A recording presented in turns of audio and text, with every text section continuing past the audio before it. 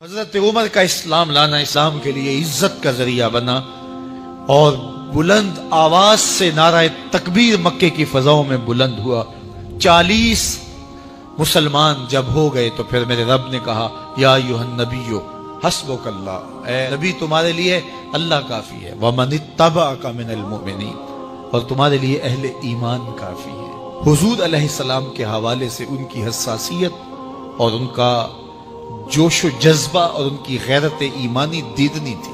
حضرت شاہ ولی اللہ محدث دہلوی علیہ رحمہ فرماتے ہیں کہ 17 مقامات پہ قرآن مجید میں حضرت عمر کی رائے کے مطابق قرآن نازل ہوا۔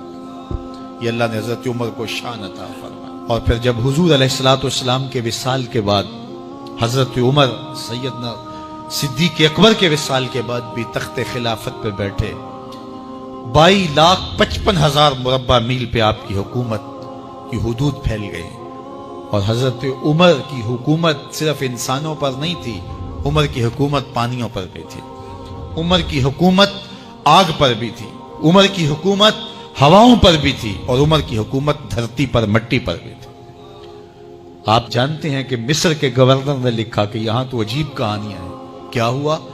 کہا کہ دریائے نیل اتنی دیر تک چلتا نہیں جب تک ایک نوجوان لڑکی کو زیورات سے آراستہ کر کے نیل میں ڈالا جاتا ہے، پھر نیل چلتا ہے، اور یہ برسا برس رسم جاری ہے۔ حضرت عمر کے پاس جب یہ پیغام پہنچتا ہے تو حضرت عمر نیل کو خط لکھ رہے ہیں، بسم اللہ الرحمن الرحیم، مصر کے نیل کے نام عمر کا خط، اور آگے لکھتے ہیں اے نیل اگر تو اللہ کے حکم سے چلتا ہے تو چل، ورنہ تیری کوئی ضرورت نہیں ہے۔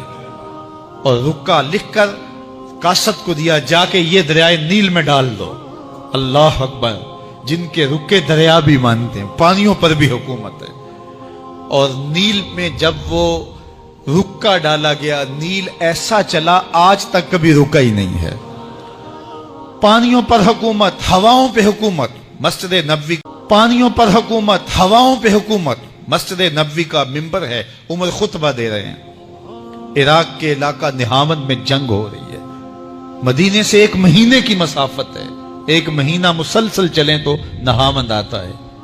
حضرت عمر خطبہ دیتے دیتے درمیان میں جملہ معترضہ کا، یا ساریہ الجبل، اے ساریہ پہاڑ نہ چھوڑنا۔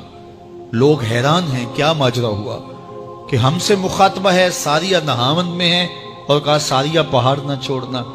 1 مہینے کے بعد جب وہاں سے قاصد آیا، اس نے کہا اللہ نے فتح دے دی۔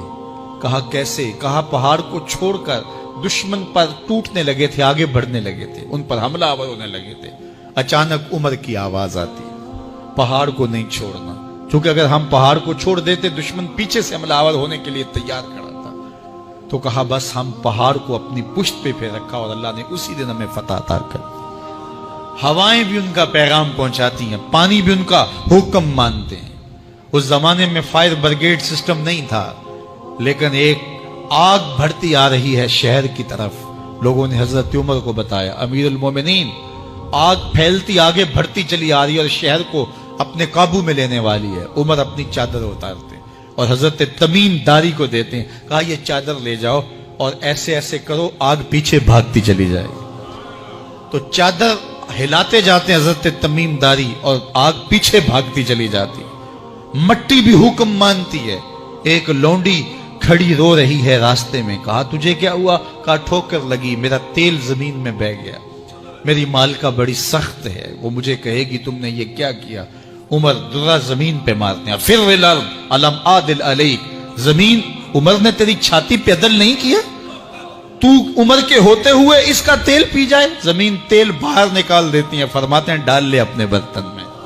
تو یہ عمر کے ان کا حکم مٹی بھی مانتی ہے، ان کا حکم ہوائیں بھی مانتی ہیں، دریا بھی مانتے ہیں، ان کا حکم پانی اور آگ بھی مانتی ہے۔ وہ عمر، میرے حضور فرماتے ہیں ان الشیطان یفر من ذل عمر، میرا عمر وہ ہے جس کے سائے کو دیکھ کے شیطان بھی بھاگ جاتا ہے۔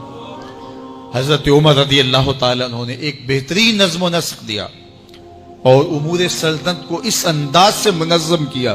ایک غیر مسلم مفکر کہتا ہے اگر اس امت کو ایک اور عمر مل جاتا پوری دنیا پہ حکومت مسلمانوں کی ہوتی۔ ایک دن مسجد نبوی سے باہر حضور تشریف لا رہے تھے، دائیں ہاتھ میں حضرت ابو بکر کا ہاتھ تھا، بائیں میں حضرت عمر کا ہاتھ تھا، ایسے باہر کی جانب آ رہے تھے۔